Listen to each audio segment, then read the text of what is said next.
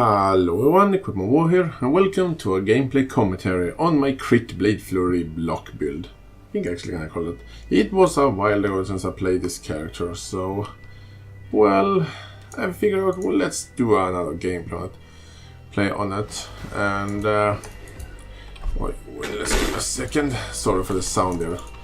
I forgot to turn off the sound, because I don't have a headset, and if I have the sound on, well, the sound quality is going to be bad, or bad, I don't know if the sound quality is good enough when I'm making my video, but well. If you're wondering more about the builds I'm playing right now, I'm playing a high risk, high reward, very high block chance Blade Flurry build with some quite decent damage, and relatively inexpensive gear actually. And I do have build guides for it, and as I've said in some videos, but I have been very slow to do it. I should actually update the build guide for this one. But one of the reasons I don't play Blade Flurry that much anymore is because it is very sensitive to bad connection, as I have, which will cause attacks to just miss. And actually, if I'm honest, this build was more inexpensive before, because I have some fairly decent expensive item on this character that wasn't expensive when I made the build for a quite long time ago now. What can it be now, like 1.5 years ago? I actually originally made this build, which is actually one of my most watched videos, like 170,000 views. Actually I'm gonna show some stuff of it, because some of you will probably ask about this build. So I'm going to show a little bit about it, but this isn't a build guide, so just you know it. And Blade Flurry have the very annoying property of, you can see the damage right there. Let's just kill some more enemies here. That damage is just almost 12,000, which is absolutely well. It doesn't sound that much, but I did a DPS calculation on this character, but this was a long time ago, so just keep that in mind. And I need to hurry up, because I only have 20 minutes before the realms are resetting here. But, by the way, I'm actually on a tier 15 reef map. But, well, the boss on this map is actually relatively hard. And when I talk about high risk, high reward, I really mean it, because I'm using abysses. So every type of physical damage I take do a lot of damage. But to combat that, I have pretty much almost maxed out block chance. So the enemy, for the enemy to just get a hit on me, is not that easy. And that's actually one of my primary defensive, and also play safe. So this is actually, I want to say this is one of my most powerful builds I have ever done. But Blade Flurry have the annoying problem that I like to miss sometimes, even though I have 100% chance to hit. Look at that. Finally another tier 60 map. And by the way, I'm not playing in the league right now. I'm playing in standard, because this is a relatively old build. So that's that at least. And I'm a little bit sorry I haven't made that really many videos, but I'm gonna just tell you what I have been doing. I have been playing a lot of Heroes of the Storm, and will post a gameplay on that. And I know many of you will not watch it, and that is alright. But I really like Heroes of the Storm, even though the matchmaking are completely freaking broken. And like time and time again, you have to fight team with like 1,000 level more than you, or full pre-made, even though you and your friend are only like 2 players. And if you take a new, God forbid, if you take a new character which you are not good at, like you will fighting professional players, and this is in quick play. So Heroes of Storm is super hard. Like one mistake and you lost, because you are fighting such powerful enemies.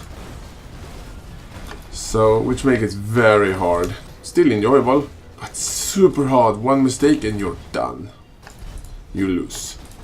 If you don't just fighting like extremely good players like all the time, like a lot better than you. It makes you a better player, yeah, but it also makes every game a freaking almost a heart attack to play, even though it's still fun. So I've been busy playing that, because I'm playing one of the new heroes, which I will post about later. But And of course, next week I want to play the newest installment of World of Warcraft, which I don't think many of you are interested in. And I don't really plan on doing some gameplay of that, but maybe I do, because I like to do some different things sometimes. Anyway, I am very slow by clearing this map, but I am not in a hurry. Actually, when it comes to map clear, as long as I enjoy the map, I don't care by map clearing or clear speed or anything like that, because I only care about having fun. So let's see how much damage I can do to these old sea things. Oh yeah, I can't hurt them when it's that form. He's doing a physical damage, so I should be a little bit careful with it. I can block it, but you know, take the chance. Why take the chance? And I can't hurt them right now.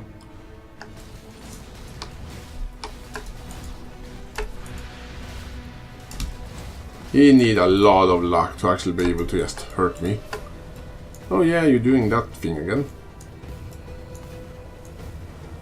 It was actually my old, like, highest damage build. Before I made my Incinerate Witch, this was my highest, most powerful build I had. So... I don't think I actually talked about how much damage this build actually had, but when I did the DPS calculation for this one, and I can't for my life find that site anymore. I don't know where it originated, so I can't prove what damage I have right now. I think I have a little bit less of damage because I choose to take some protection, more protection and more like survivability. Anyway, we have defeated the boss, and the mods on this map was not terribly hard, but I didn't have any alchemy. I just gonna show some of my stuff. I use a lot of microtransaction here, so actually using Luceride, whatever that's called. And that shield was extremely cheap when I got it. And I actually think I found this myself. And this one is actually not as good as the newer ones, because the newer ones have even more life. But this shield is just amazing. It has very high block chance. And it also gave a ton of cold damage to counter-attack. It's not that important, but it's something. But the most important thing, your attack can't miss. So you have a shield with very good block chance, some life, some armor, who cares about life and armor, and a ton of damage to counterattacks. And I freaking love counterattacks because I'm a gladiator, so my counterattacks do double damage. But a shield that makes you can't miss is a level 11 shield, so you can use it like in really early in the game. I'm using this sword here again for this build. I just wanted a fast weapon with as high as I can get crit chance and physical damage. And this sword is quite amazing at that. And here is the real damage giver of this build. Abyssus. This is a legacy Abyssus, so the newer ones are not as powerful as this one. And I think this one is quite expensive, and no, the increased flicker strike damage is not something I'm interested in this build, but if I for some reason just want to go around the flicker strike, well, it will give me some damage. I'm using the sun plate here, and then defensive stuff. Overall, I really like this character and the gear. And the gear I have in this character is the result of an entire league of farming and getting stuff. And actually I had another pair of gloves before. I actually used what's the name for those gloves now? Malakara's Virtue for crit chance and crit damage, but I dropped them in favor of some more survivability. They also give me some damage, these gloves here. They were actually quite expensive as well. And the flask. Rumi's concoction, I don't really think I need it. Let's see my block chance now. I have 70% block chance, and if I use my Rumi's concoction, I have 79% chance to block. And even if I get hit, I get like 8% chance to block, so I will block everything. Almost.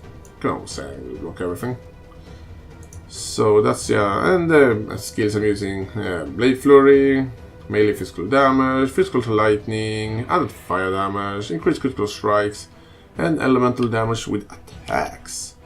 And when it comes to my, well, offense, damage per second, is that actually my real damage? Because That actually explains a lot more than the freaking tooltip DPS are lying, but that's looks reasonable, I think. I don't really know. But I do some good damage. And yeah, that's pretty much this. And I have like 100% chance. I have the same chance to block spell as I have to block attack. Still have very fast look. And as you can see, I have not rerolled this character yet because I am happy how the skill tree looks like.